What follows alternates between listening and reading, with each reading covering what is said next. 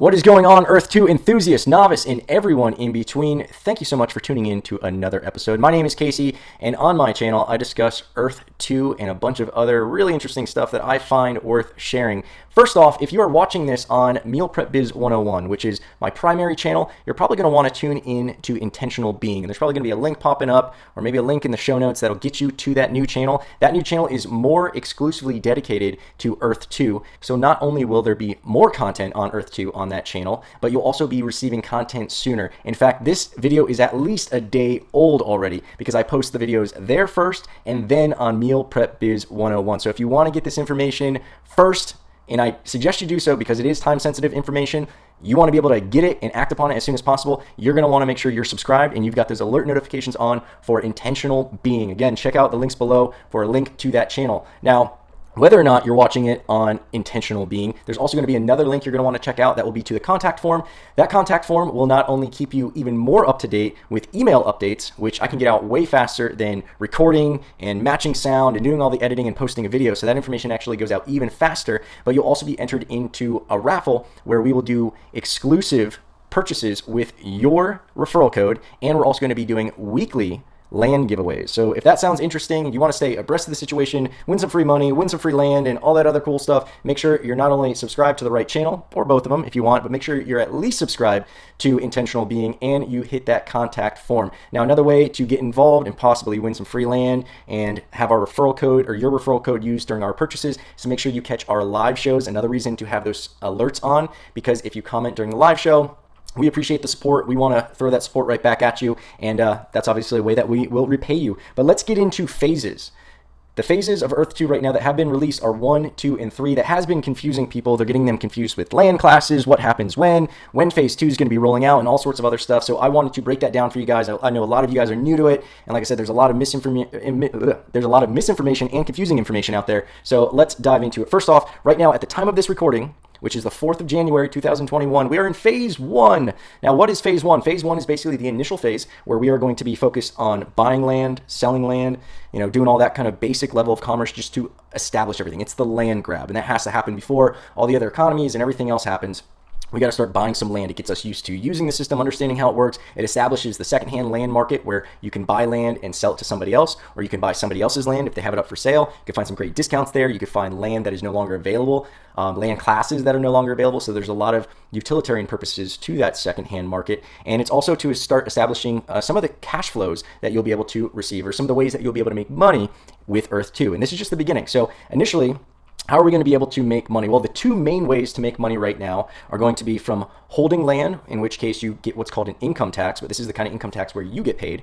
And that's going to be based on you holding the land, and then more money coming into that country will be divided amongst the existing landholders, and you will get a portion of that. The other way is to have your land appreciate, or you have some other value to your land where someone wants to buy it, and you can sell it on that secondary market, the market that I mentioned just a few seconds ago, maybe a few minutes ago.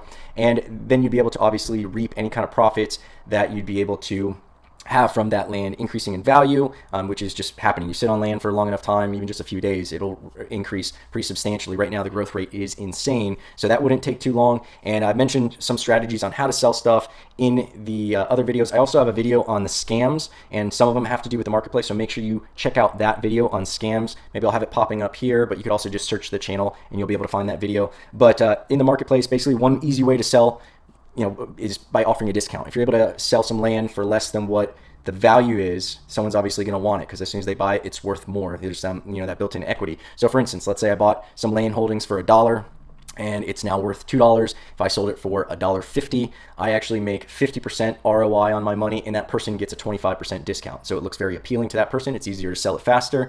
There have been instances, I've actually experienced this myself, where people are willing to pay more than market value. Why would they do that? Well, one of the instances was a church that I purchased in Malta. And I don't know if the guy got married there or christened there or what, but he offered me more than the market value for that church. I gladly took it, because even the market value was worth several times what I paid for it, at least double what I paid for it. And then he offered several times over that. So that was a nice chunk of profit that I made right there.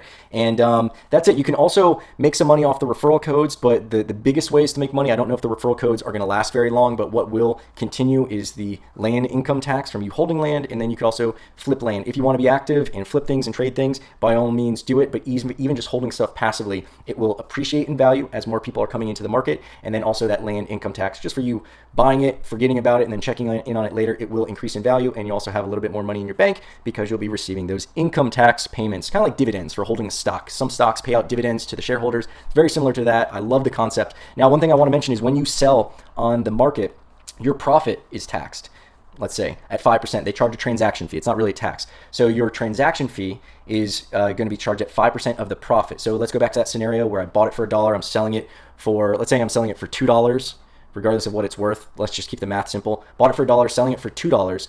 So I've got $1 of profit. They're only going to charge that 5% on that $1 of profit, not on the full $2 that I sell it for. So just to keep the math easy, it'd be 5 cents from the profit that Earth2 is going to charge. And that's great because that keeps money in their economy. Obviously, we want their developers to be getting paid, and we want to make sure that they have the resources to keep building everything out. Speaking of resources, let's start talking about phase 2. How do you like that segue? Phase 2 is all about the resources. Now, depending upon where you buy land, there will be resources potentially available, different resources based on that land. Now, they said that they're not going to be completely randomly distributed. What does that mean? The example they gave was if you buy, land in the middle of the rainforest, we're not going to leave you with just sand. You're going to have some timber or maybe some water or whatever. We're not sure what all the resources are going to be. So it's very speculative right now.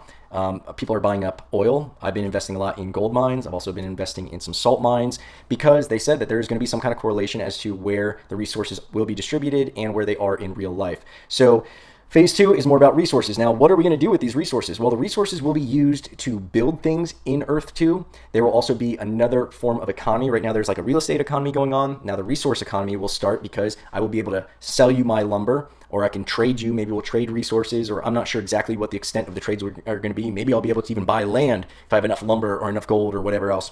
So the trading and the secondary economies are going to start coming, and they have plans of having a myriad of small economies throughout. I shouldn't say small. They have an idea for a ton of different economies to exist within Earth 2, and they're going to gradually release more features and more abilities to create these economies. I think this is going to be huge, and I think that down the road, I'll get into that later. So let's talk about, first off, if you want to get an idea of some other ways to make money, check out the movie There Will Be Blood, because let's say we've got resources on my land.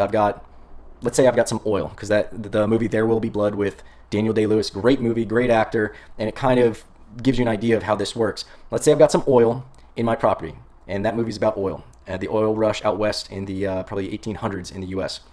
I've got some oil in my property. Maybe it was it wasn't the 1800s. It must have been the early 1900s. In any case, I've got some oil in my property. Now, I believe it's going to take some money or resources or some kind of extra effort to extract that or to cut down that timber, to get that oil out of the ground, to mine that gold out of the ground. Now, I have the option, I believe, this is all speculative, but I believe I will have the option to incur that expense myself. But they also mentioned that other people can basically remove the resources from your land with your permission, and you will get a share of that profit. So the example that you'll see in There Will Be Blood is basically the main character, the antagonist and the protagonist. He's both the good and the bad guy. Very interesting movie. But basically, I guess he'll be the antagonist because he's the main character. So in any case, Daniel Day-Lewis's character is an oil man, and he doesn't buy property. He goes to where people own property that has oil on it. He's a prospector, and he basically says, I have all the resources, all the relationships, all the connections, and the know-how to get that oil out of the ground and to sell it. Do you know how to do that? No, you're just a goat farmer, but you have oil in your ground. So what I'll do is I will lease the rights from you to extract that oil and sell it, and you will get a profit of the oil that I sell. So it'll be very similar to that, I imagine, where someone can't take the oil without your permission, but you can give them permission to take the oil or the resource, whatever it is. And don't quote me on it actually being oil. Maybe oil won't be necessary. Maybe we won't have fossil fuels in Earth 2. That would be an interesting twist, right? Not unreasonable. It's a virtual world. We could do whatever we want with propulsion systems and teleportation or whatever else. But the main idea is they did say that other people, if you choose to, you could get the resources out, or you could give other people the ability to take the resources out, and you get a portion of that. You'll also be able to rent your land if someone wants to develop on your land and build on your land with those resources that are now going to be in that economy. Because in case you didn't know this, they are going to be wiping out all the man-made structures. So there will be no buildings, there will be no roads or anything else like that. So expect to have to rebuild everything, and that's going to be a very interesting part. We will be using these resources in Earth 2 to rebuild everything, and it'll be on you to incur that development headache if you want to build a building or whatever, or you could just lease the land to somebody else. Or I believe they even said it would be beneficial if you just let people for free build on your land, because it increases your land value, and the intrinsic or the inherent value of the land and Earth 2 is really going to benefit all of us, because the more stuff that's there, the more people are going to come and explore, and the faster the game gets built out, this new world gets built out. Now let's get into Phase 3. Phase 3, they haven't given out a whole lot of information on. Not sure when it's going to happen. By the way, Phase 2, there's no definitive date. I've seen some people claiming it was going to be January 1. It's coming past, and there's no Phase 2. So it is based on, from the CEO's mouth, from the developers' mouths, they are working on it as fast as possible. It'll be ready when it's ready. It'll be launched when it's ready, and then we can get to Phase 2. After Phase 2, we get to Phase 3, so let's go back to that.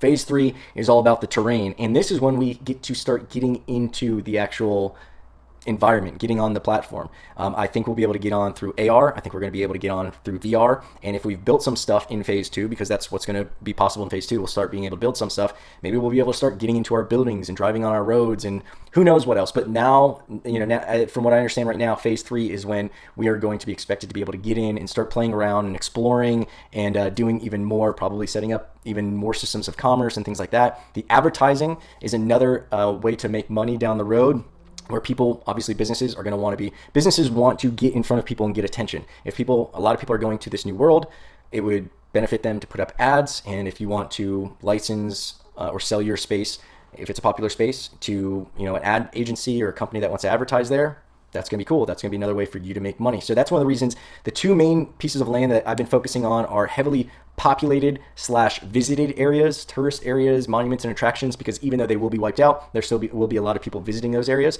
and that's going to be good for ad dollars. And then the other one, as I mentioned before, is resources. So those are the two strategies that I'm implementing. I go into more detail as to how I find these places, how I pick them, and why, so you can understand my methodology. I do that in other videos, so check those videos out. But that's all I've got for you right now. I am very excited about this. As far as your homework, I would suggest, again, watching There Will Be Blood. Another movie that you've probably seen is Ready Player One, and then Black Mirror, the TV series. Not every episode kind of jives with this, but I think the overall kind of theme and the future technology, not so distant future technology that they expose you to through those two pieces of film and that TV series, will give you an idea as to where this can go as far as AR, VR, and realities kind of merging, and especially the advertising, because that's what really moves a lot of the world, is dollars.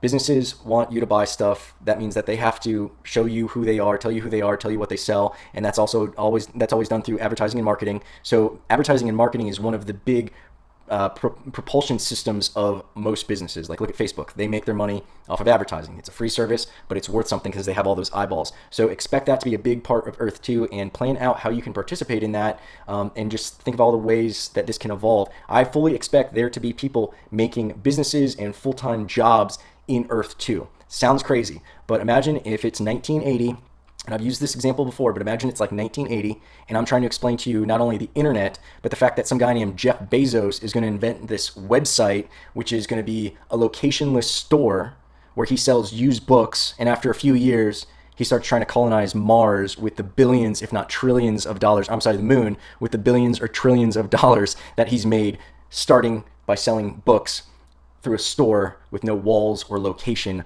on this thing where it's just computers talking to each other. I would sound like a lunatic in 1980. You would probably try to lock me up. Well, imagine how far-fetched some of the ideas for Earth 2 that will be here in a year, 2 years, 3 years, 4 years, 5 years. Imagine how far-fetched some of those ideas may seem right now. But I assure you, there will be stuff that in hindsight will be like, how did we not see that coming?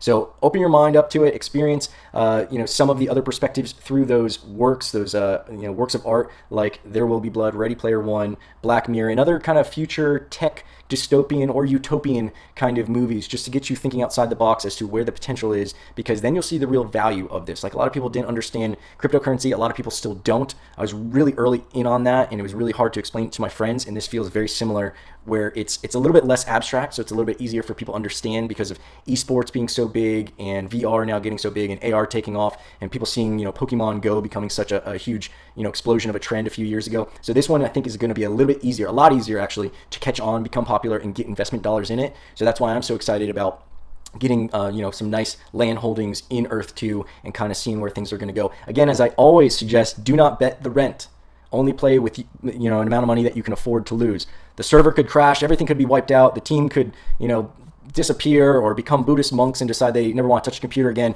and everything could be for nothing. So never play with more than you can afford to lose.